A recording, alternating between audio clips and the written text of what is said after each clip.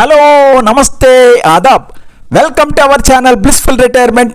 నేను మీ Saibabji. Hi friends, నా యొక్క ఛానల్ని అందులోని వీడియోలను చూసి ఆదరిస్తున్నటువంటి మిత్రులందరికీ కూడా హృదయపూర్వక కృతజ్ఞతలు ధన్యవాదాలు తెలియజేస్తున్నాను. అయితే నాదొక మనవి, మీరు వీడియో చేసిన తర్వాత ఆ వీడియోని లైక్ చేసి మీ అమూల్యమైన కామెంట్ పెట్టినట్లయితే ఆ వీడియో వైరల్ అవుతుంది, తద్వారా మన ఛానల్లో అభివృద్ధి చెందుతుందని మీకు తెలియజేస్తున్నాను. అట్లాగే ఇంకా ఎవరైనా నా ఛానల్ సబ్స్క్రైబ్ చేయనట్లయితే దయచేసి సబ్స్క్రైబ్ చేసి ఛానల్ పురోభివృద్ధికి తోడ్పడవలసిందిగా హృదయపూర్వకంగా విజ్ఞప్తి చేస్తున్నాను. మరి ఇంకా ఆలస్యం చేయకుండా వీడియోలోకి వెళ్ళిపోదాం రండి. ప్రస్తుతం నేను రాజమహేంద్రవరంలోని కంబాల చెరువు పార్క్ దగ్గర ఉన్నాను. ఇక్కడ ప్రతిరోజు రాత్రి 7 గంటలకి మరియు 8:30కి ఒక లేజర్ షో చాలా చక్కగా జరుగుతుంది. పార్క్ని రాజమహేంద్రవరం మున్సిపల్ కార్పొరేషన్ వారు చాలా చక్కగా నిర్వహిస్తున్నారు. రండి చూద్దాం. ఎక్కడో పెద్ద పెద్ద నగరాల్లో, మహానగరాల్లో మాత్రమే అందుబాటులో ఉండేటటువంటి ఈ లేజర్ షో ఇప్పుడు రాజమహేంద్రవరం నగరవాసులకు కూడా అందుబాటులోకి వచ్చింది. మరి రాజమండ్రి మీరు విజిట్ చేసినట్లయితే మరి తప్పకుండా కంబాల చెరువు పార్కులో ఉన్నటువంటి ఈ లేజర్ షోను కూడా తప్పగా దర్శించండి. ఎంతో అద్భుతమైనటువంటి విన్యాసాలతో మరి ఈ వాటర్ రకరకాల ఆకారాల్లో పైకి వెదజల్లుతుంటే దాని మీద రకరకాల రంగురంగుల విద్యుత్ కాంతులతోటి మరి వెలుగుతూ ఉంటే దాని వెనుక మరి సినిమా పాటలు అనుగుణంగా సినిమా పాటలని ప్లే చేస్తూ మరి ప్రేక్షకులకు ఆ సాయంకాలం మరి ఇక్కడికి వచ్చినటువంటి వారికి ఎంతో ఆనందాన్ని అందిస్తుంది ఈ లేజర్ షో.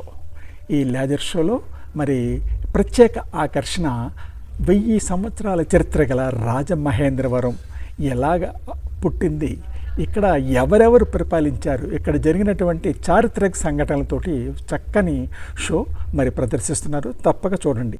కంబాల చెరువు పార్క్ ఓపెన్ టైమింగ్స్ ఉదయం 10 నుంచి రాత్రి 10 గంటల వరకు. లేజర్ షో టైమింగ్స్ మాత్రం రాత్రి 7 గంటలకి ఒక షో మరియు 8:30కి ఒక షో ఉంటుంది. దీనికోసం ఎంట్రీ టికెట్ మరి ఉదయం 10 నుంచి సాయంకాలం 5 వరకు అయితే 30 రూపాయలు, పెద్దలకి పిల్లలకి 20 రూపాయలు. అలాగే సాయంత్రం 5 నుంచి నైట్ పార్క్ మూసేసే వరకు అయితే 50 రూపాయలు. ఎంచేదంటే నైట్ లేజర్ షో ఉంటుంది, మ్యూజికల్ ఫౌంటైన్ అనేది ఉంటుంది, అందుకోసం మరి కాస్ట్ ఉంటుంది. అలాగే ఇక్కడ మరి హ్యూమన్ గైరో అని, తర్వాత స్కై సైక్లింగు, ఇటువంటి కొన్ని గేమ్స్ అయితే ఉన్నాయి. వీటన్నీ యొక్క టోటల్ ప్యాకేజ్ అయితే 500 రూపాయలు ఉంది. సోలోగా అయితే ఒక్కొక్కటి 250 రూపాయలాగా ఉంది. రండి ఇక్కడ లోపల.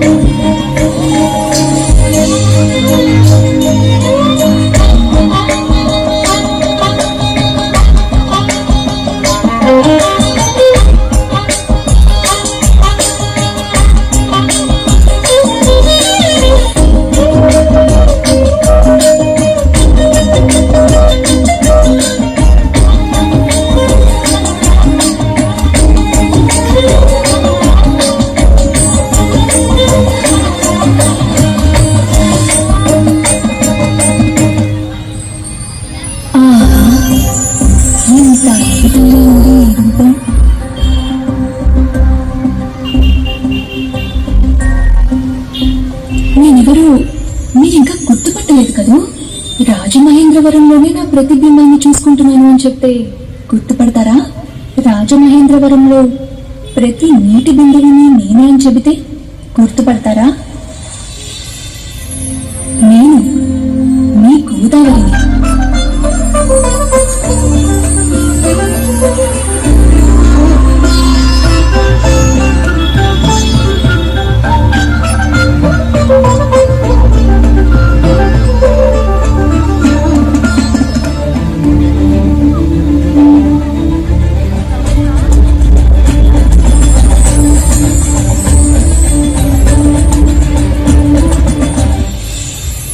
ఎక్కడో త్రయంబకేశ్వర్లో చిట్టి చిట్టి తప్పుటడుగులు వేస్తూ మొదలయ్యే నా ప్రయాణం నాసిక్లో పరుగొందుకొని నాందేడ్లో శ్రీ గురు గోవింద్ సింగ్ జీ ప్రార్థనలు విని,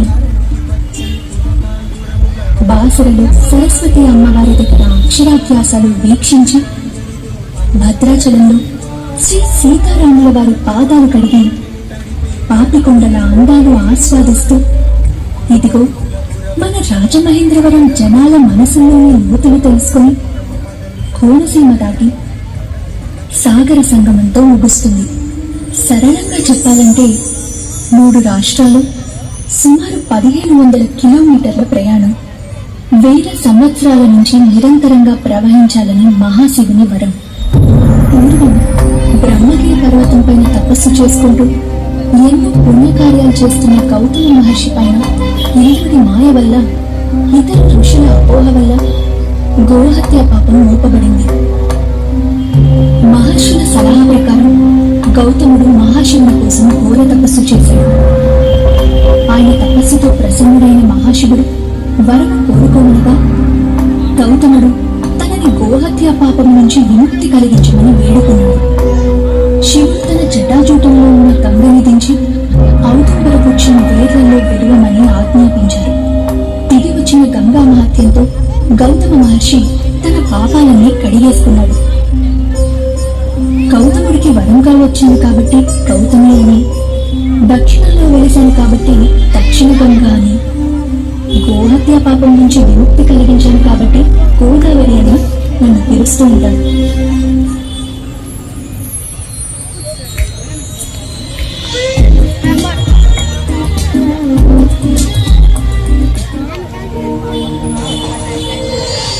ఈ పుణ్య భారతదేశంలో ఎన్నో ప్రాంతాలు, ఎన్నో నదులు వెలిసి ఉన్నా కేవలం తెలుగువారు మాత్రమే వారి ప్రాంతాలకి నదుల పేర్లు పెట్టుకున్నారు. అందులో నా పేరు ఉండటం కూడా ఒక విశేషమే.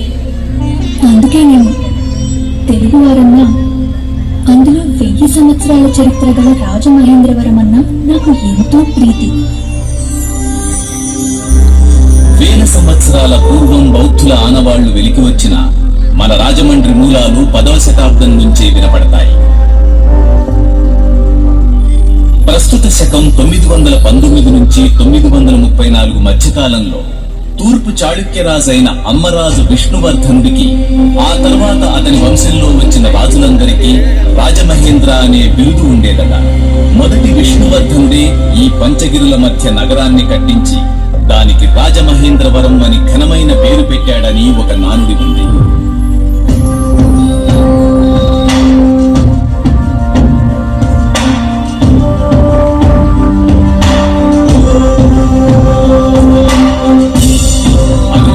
వస్తున్నారు ఆయనే మన రాజమహేంద్రవరం నగరపు ముఖ్య కథలోని కథానాయకుడు. 1022 నుండి 1061 వరకు సుమారు 40 సంవత్సరాలు దిగ్విజయంగా పాలించిన రాజరాజ నరేంద్రుడు. పరమేశ్వరుడికి మహాభక్తుడు, అర్థ ధర్మశాస్త్రాల ప్రాజ్ఞుడు, మానవీయుడు, ధర్మశూరుడు, సకల కళాహృదయుడు, ప్రజానాయకుడు, రాజకీయ చతురుడు, చెడుల ప్రీతిపైత్రుడు మన రాజరాజ నరేంద్రుడు.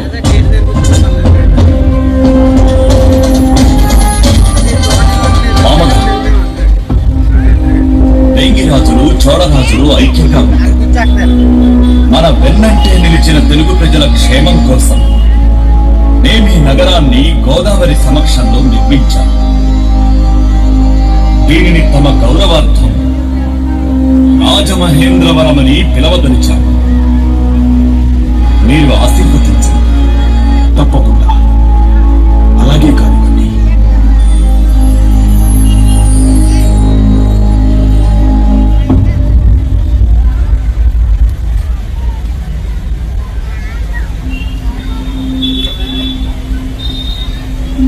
ఆ రాజరాజ నరేంద్రుడి హయాంలోనే ఒక అద్భుతం జరిగింది.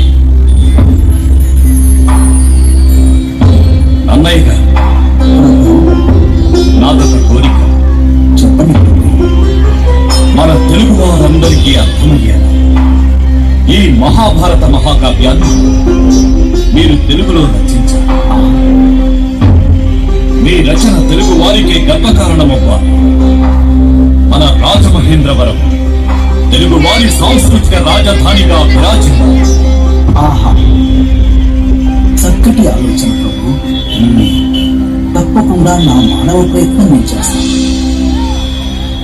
బహుభాషల బహువిధముల బహుజనముల వలన వినుచు భారతబద్ధ స్పృహులగు వారికి నెప్పుడు బహుయాగంబుల ఫలం బహుయాగంబుల ఫలం పరమార్థమిలం. బహుభాషల బహువిధముల బహుజనముల వలన వినుచు భారతబద్ధ స్పృహులగు వారికి నెప్పుడు బహుయాగంబుల ఫలం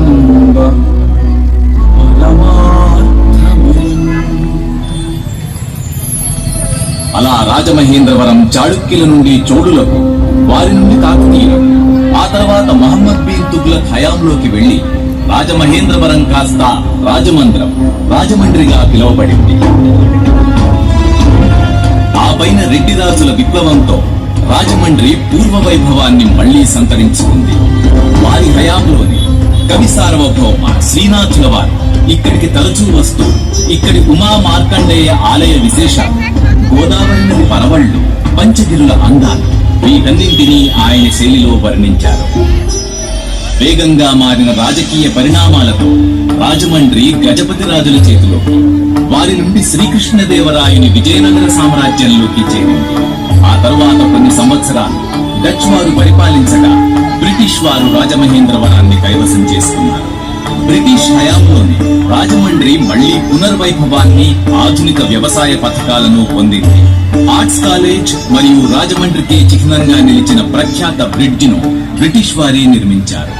ఎక్కడో ఇంగ్లాండ్ లో జన్మించి బ్రిటిష్ సామ్రాజ్యం సేవలో భారతదేశం వచ్చిన ఆర్థర్ కాటన్ ని మన రాజమండ్రి ఎంతో ఆకట్టుకుంది. నేటి కోనసీమలో డెల్టా వ్యవసాయ అభివృద్ధి పనులు చేస్తూ బ్రిటిష్ వారు తనని ఎంత వారించినా రాజమండ్రి ప్రజల అభివృద్ధికి ఆయన ఎంతో పాటుపడ్డారు.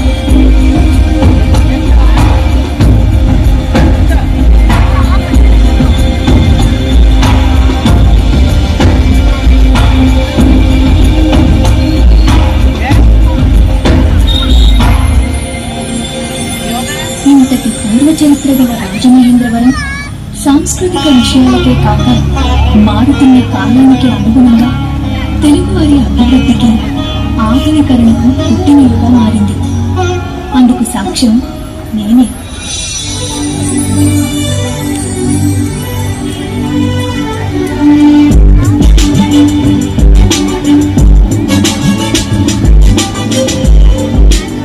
శతాబ్దం చివరి రోజుల్లో ఆంధ్ర సంఘ సంస్కర్త శ్రీ కందుకూరి వీరేశలింగం పంతులు గారి సంఘ సంస్కరణలు మొదలుపెట్టింది మన రాజమండ్రిలోనే.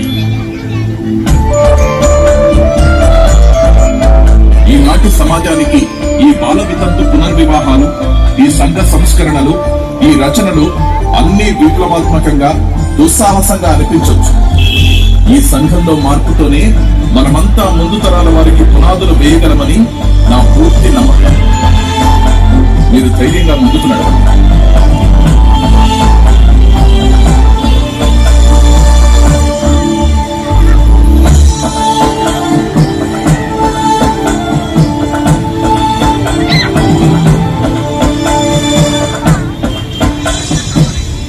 అందరూ సమాజం కోసం, సమాన హక్కుల కోసం సమిష్టిగా కృషి చేసి ఈ మూఢనమ్మకాలను, సామాజిక రుగ్మతలను సమూలంగా నిర్మూలించాలి. మహిళలు చైతన్యవంతులై మగవారితో సమానంగా గుర్తించబడాలి.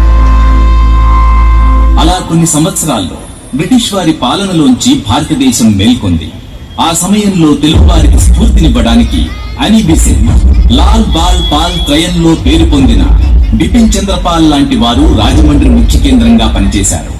ఇక జాతిపిత మహాత్మా గాంధీ గారికి రాజమహేంద్రవరంతో ఉన్న అనుబంధం చెప్పలేనిది. స్వాతంత్ర సమరంలో ఆయన పలుమార్లు రాజమండ్రికి రావడం, ప్రసంగాలు చేయడం జరిగింది.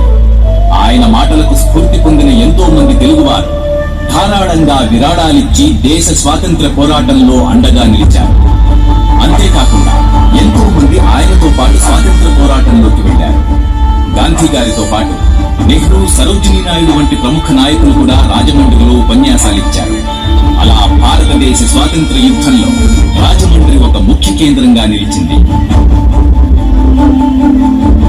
ప్రస్తుత కాలం రాజమండ్రి అటు చరిత్ర పట్ల ఆసక్తి కల వారికి, ఇటు గోదావరి కోనసీమ అందాలను చూడడానికి వచ్చే వారికి పర్యాటక కేంద్రంగా మారింది.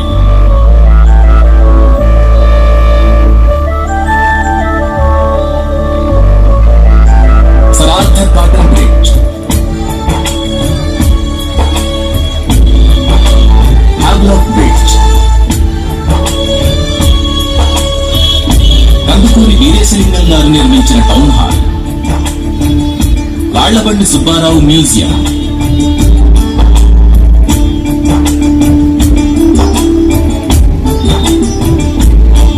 గౌతమి గ్రంథాలయం,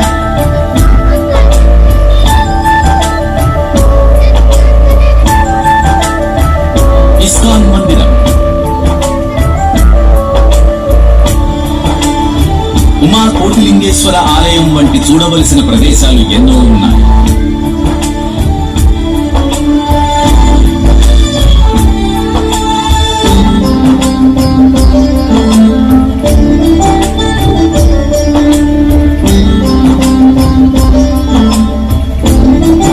పాపికొండలలో పడవ ప్రయాణాలు కూడా ముఖ్యంగా రాజమండ్రి నుంచే మొదలవుతాయి.